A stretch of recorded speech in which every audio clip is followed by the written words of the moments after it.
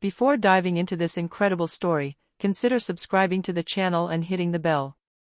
Every story here has something to say, and you won't want to miss a single one. They thought she was just a black woman, and signed their condemnation. In the tumult of the streets of Chicago, where skyscrapers rise like fortresses of glass and arrogance, where fortunes are made and destroyed around marble tables in 100th-floor offices, Monica Jefferson, 43 years old, advanced in the city with the discretion of a masked queen. She didn't attract the media's glare or the opportunistic flattery of power brokers. No. Her power was silent. Sharp. Anchored. She wasn't born into this world, she hadn't inherited an empire, nor received a helping hand from a kind godfather. She was in it. Entered through the large door that she herself had built, alone, in the rain, in the flickering light of her will. Every brick of this door had been laid with sleepless nights, personal sacrifices, humiliations endured without bending, strategies honed in the shadows.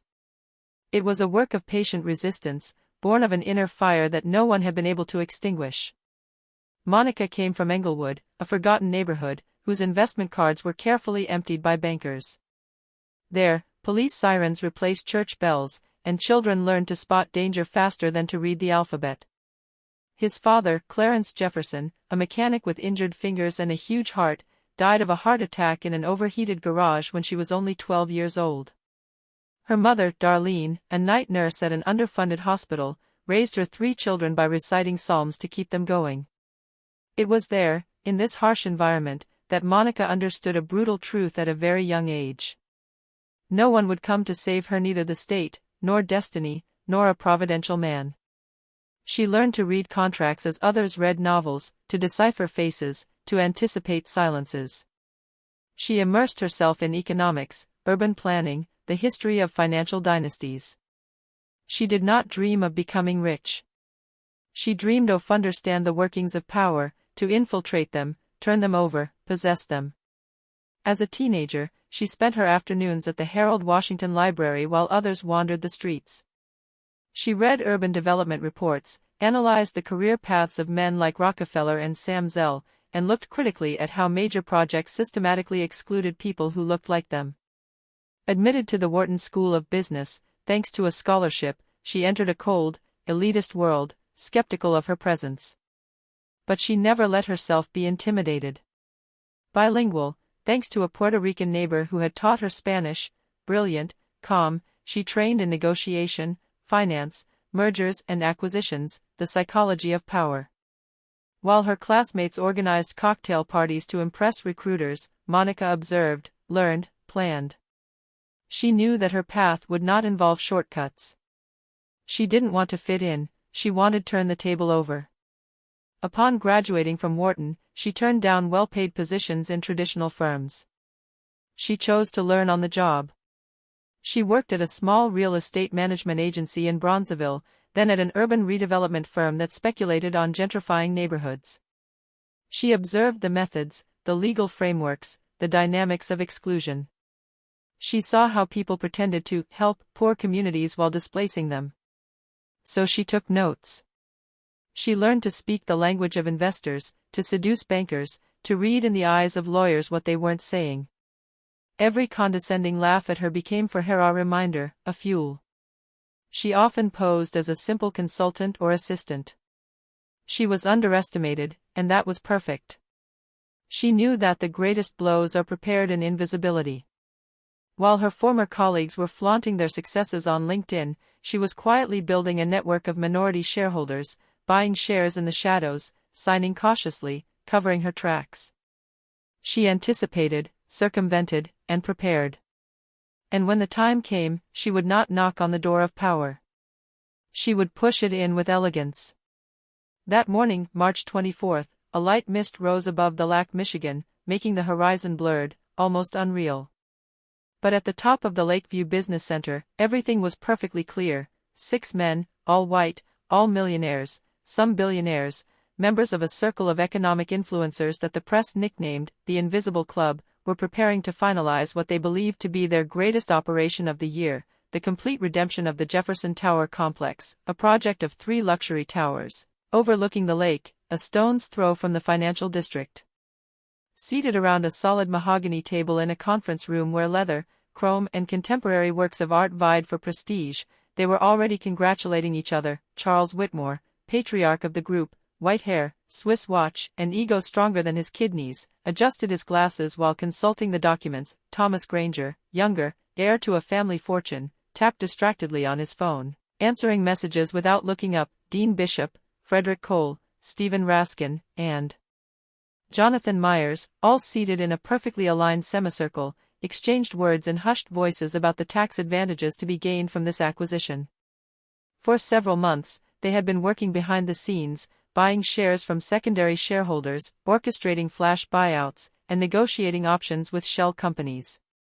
The goal was simple: take full control of the project, to make it an emblem of their domination over the Chicago urban landscape. There was only one variable that escaped them, or rather, they thought they had neutralized it: Monica Jefferson, a black woman they considered a mere pawn in a strategy barely beyond their control. They had vaguely heard her name in a few exchanges. They had been told that she had bought shares here and there, through a discreetly named fund. But nothing threatening.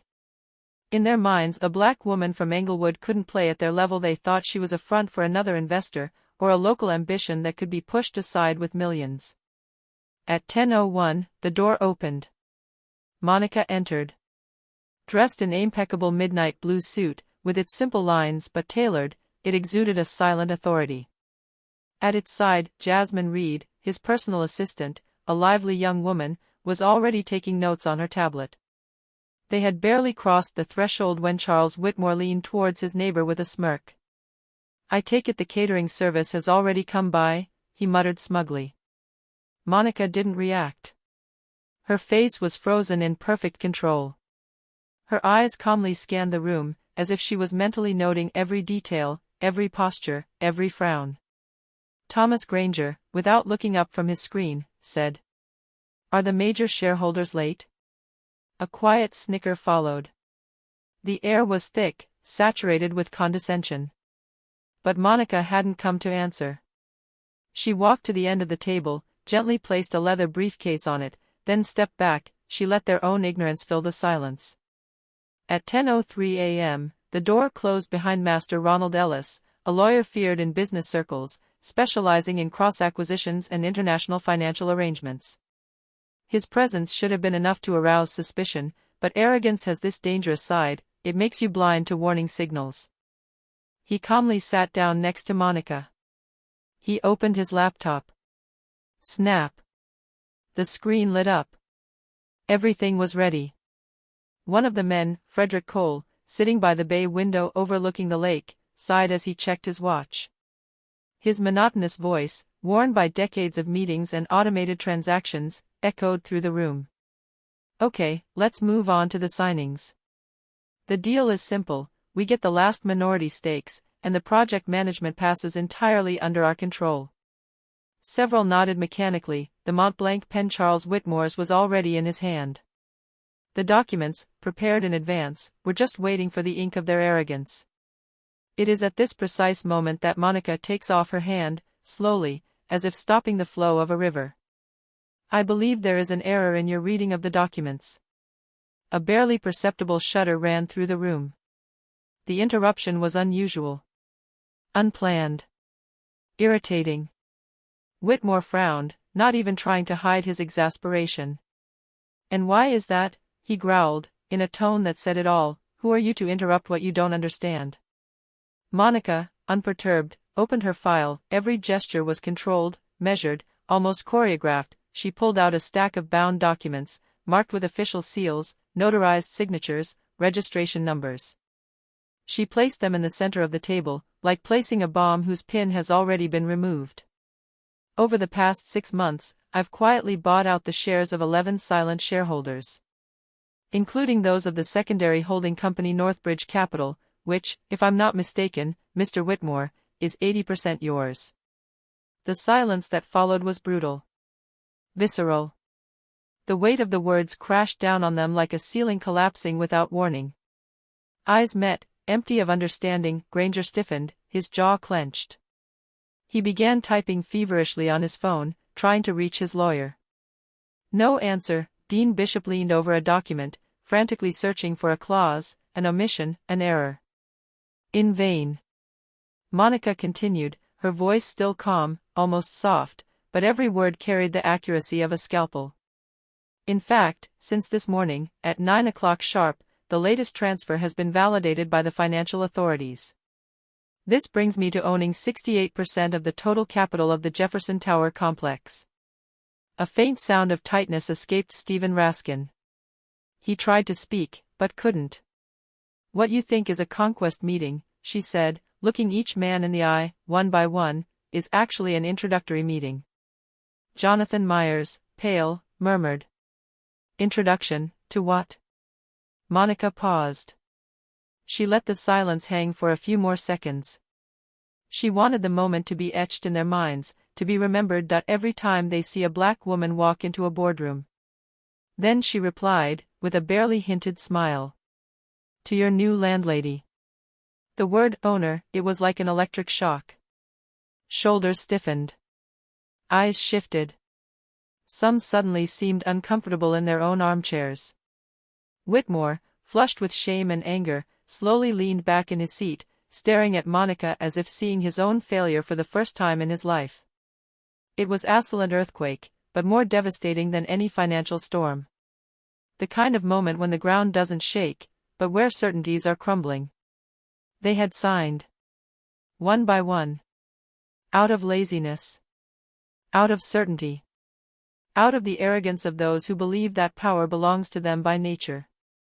For months, they had sneered, speculated, and ignored the weak signals. Too confident in their opaque structures, their multi-layered holding companies, their overpaid lawyers to ask the right questions. They had never taken the time to ask themselves who was Monica Jefferson really. They knew she came from Englewood. A name that, to them, meant poverty, violence, and insignificance. They had only seen a black woman from a neighborhood they had long since erased from their mental maps. But what they had refused to see, it was that she had beaten them at their own game, with their own rules, their tools, their structures. And above all, their contempt. Thomas Granger, the youngest of the group, trying to contain the humiliation, coughed to regain his composure. In an uncertain voice, he asked, "What are your intentions, Mrs. Jefferson?" The silence was almost religious. Even the sounds of the city in the distance seemed to have fallen silent.